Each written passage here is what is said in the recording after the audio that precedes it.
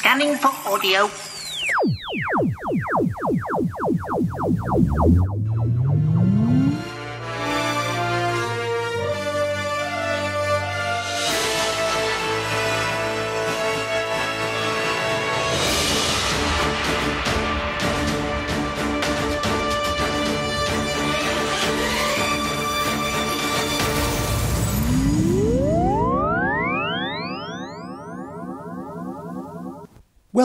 Welcome to a Tin Dog podcast, this time talking about Unit New Series Release number 5, Unit Encounters. Now there are 4 stories in this box set, but I'll review them all in one go, not like I did with the 10th Doctor stories, where each individual release was also released individually, if you see what I mean. No, here we've got something glorious now. When it comes to Unit, what we've had with the other box sets, the other 4 series, is we've had an overall story arc per series. A big bad. There was the silence. Now, each of the individual, let's call them discs, let's call them sub-stories, stories, there's your words, stories, all fitted together into a larger narrative, some more than others. Absolutely fine. But here we've got 4 standalone unit stories that also happen to have, well, it's pitched to us, the good old consumer, as being old-fashioned stories. You know, classic Doctor Who, classic monsters.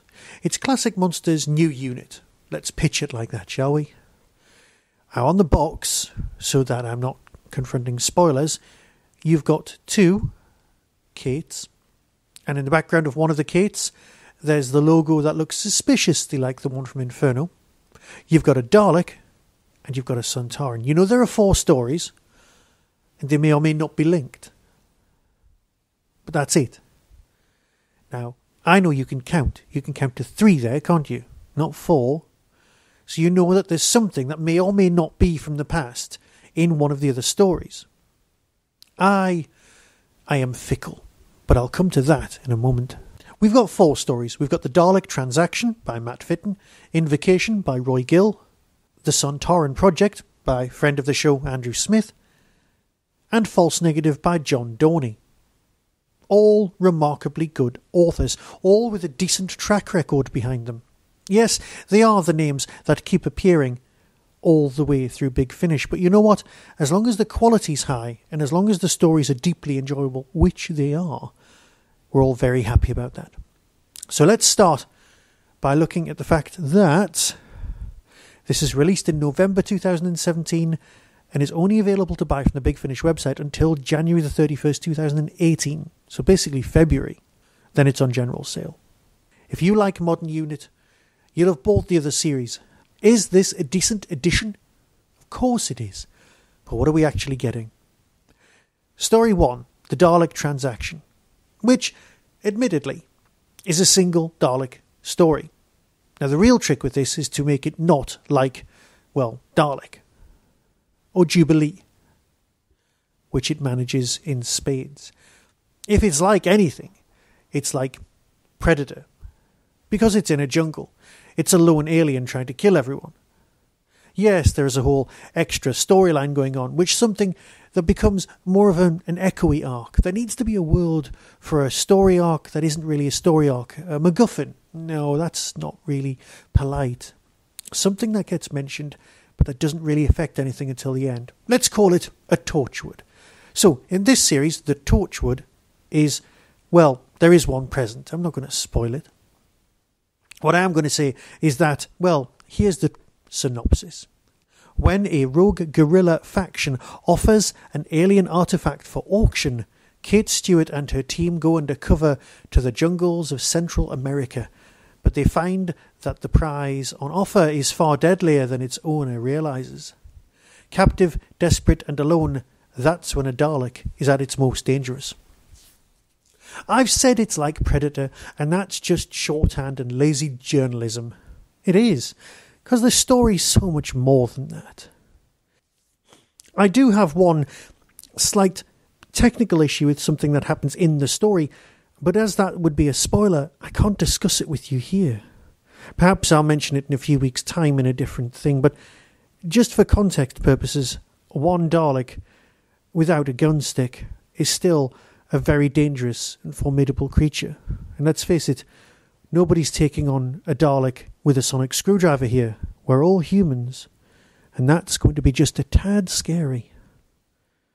Bringing us to story number 2, which, indeed, for my money, is by far the best. Invocation by Roy Gill.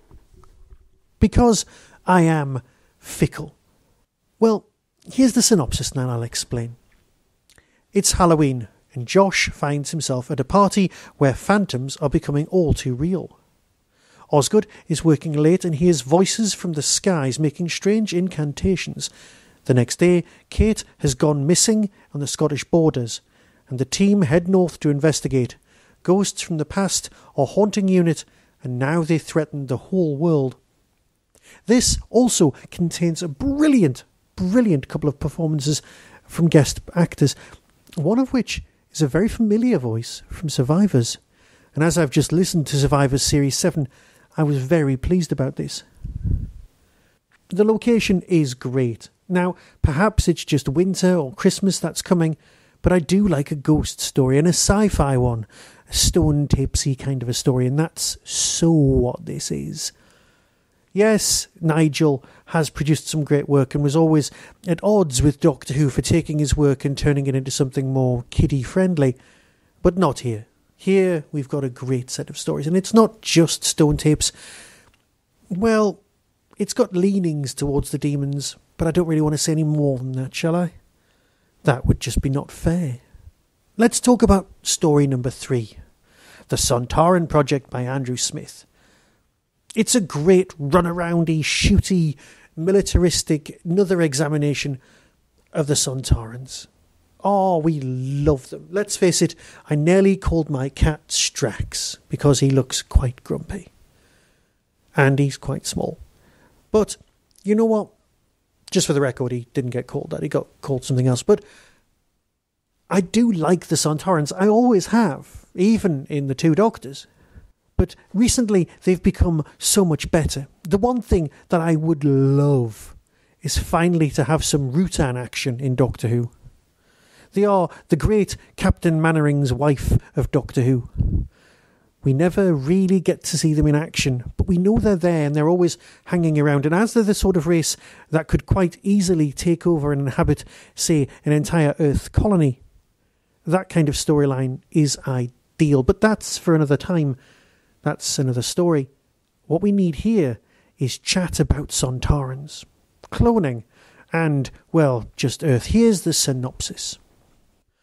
On a routine reconnaissance mission, Colonel Shindy finds more than he bargained for in the forests of the Ardennes. Back in England, an old colleague makes Osgood an offer she can't refuse, the chance to take part in an exciting new scientific advance. Before long, Unit is on collision course with a force of alien clones, and Kate must forge an unlikely alliance. We do like the Sontarans, you know we do. And these are proper Sontarans, not I'm going to be pouring some tea and saying I'm 7 Sontarans. These have a destiny and a destination and proper motivation. It's great to see them not being the butt of jokes, but still not being 100% as serious as they could be. These are proper warriors. Notice I use the word warrior, not warrior, as you get in so much, well, American TV. It's as if they've forgotten the word now, how you pronounce it properly.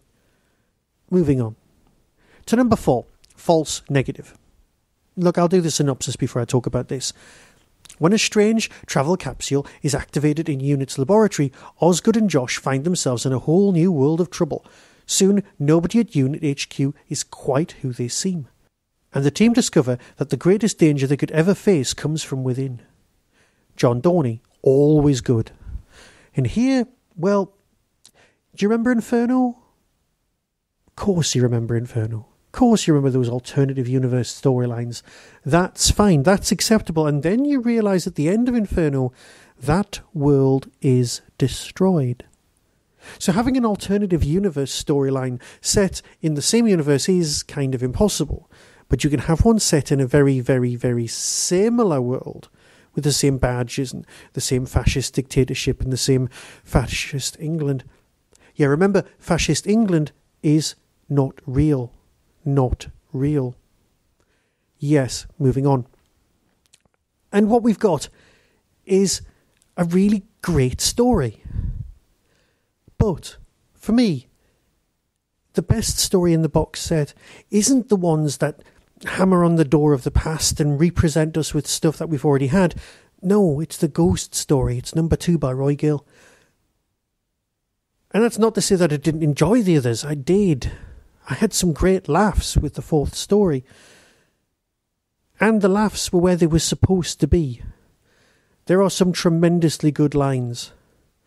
And I don't want to spoil any more storyline by telling you what happens or giving anything away. That's pointless, and that's not what you listen to me for at all. What I need to say is that it's a great box set. Of course it is. We've loved Unit, and I hope that these continue on. And I also hope that this Unit crew get to meet the next Doctor. Because Osgood and the woman from Yorkshire should get on tremendously well. I am hoping this, but you never know what's coming. So, is it a good box set? Of course it is. Is it a nice visitation of the past? It is. And if you like individual stories, this is right up your street. But I did enjoy the last box set with old Unit and new Unit working together. But that's because I'm just a pushover for nostalgia, which I know, deep down, is a hideous poison. So, rather than end on a bad note, I just need to say it's great. And here you are with the trailer for Unit Encounters. Be seeing you. Coming soon from Big Finish Productions. Unit Series 5. They tell me you want to talk to me. Release me now, and you will be spared. You try to make a deal, Revenante. According to the latest information, Gonsalves Group is heavily armed, aggressive, and quite possibly being backed by foreign secret services. So they're not the small, under-resourced outfit they like to pretend. Nothing here is as it seems. Run!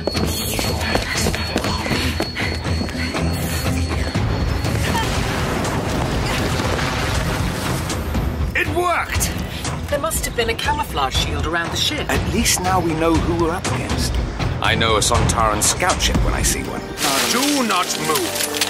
Sontarans! I am Marshal Scar of the 8th Sontaran battlefield. Take cover! A Sontaran does not hide! Troopers, engage the enemy! As Eildon lay dying, his last words were, "I flee from the hand of the Grey Man." The Grey Man. Long, twisted fingers reaching out. Spectre numbers are increasing. We're getting people out of the affected areas, but if the ghost zone continues to spread, we'll have a mass riot on our hands. You don't like me, and I don't like you, but we've got to work together, all right? Since you asked so nicely. Osgood, you're back. How did you get away from the other? Am I glad to see you? Well,